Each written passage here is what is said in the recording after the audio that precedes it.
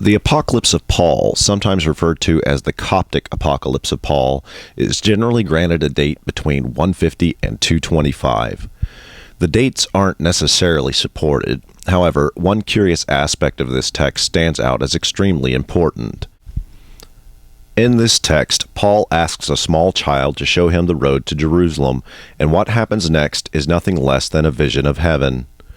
Not only is it a vision of heaven, but the apostles are in heaven.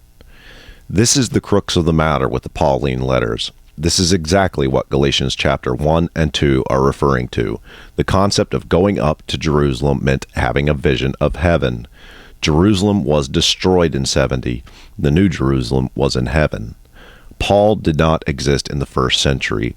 As to the question of whether or not Paul existed at all, that remains a mystery. In all likelihood, the Pauline Letters were written under a Marcionite pseudonym. In other words, if you received a letter from Paul, you knew it was from the Marcionites. This would substantiate the Marcionite claim that the Gospel of the Lord was written by Paul. Later, with Irenaeus, this caused a serious problem. Irenaeus attempted in 185 to claim apostolic authority. In essence, he tried to claim that his theology could trace its lineage back to the first apostles. However, the Pauline Letters were wildly popular.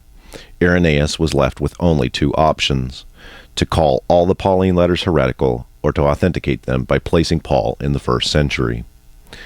At approximately the same time that Irenaeus is attempting to trace his lineage of the church, Acts of the Apostles comes into existence, and the Pauline Letters are adjusted to fit the first century version of Paul. Along with the Jewish tradition of going up and the damning testimony of Tertullian in regards to the Acts of the Apostles, there is only one conclusion that can come out of this evidence. The Pauline Letters were written in the 2nd century by Marcionites. They were adjusted around 185 to 200 with apostolic authority in mind.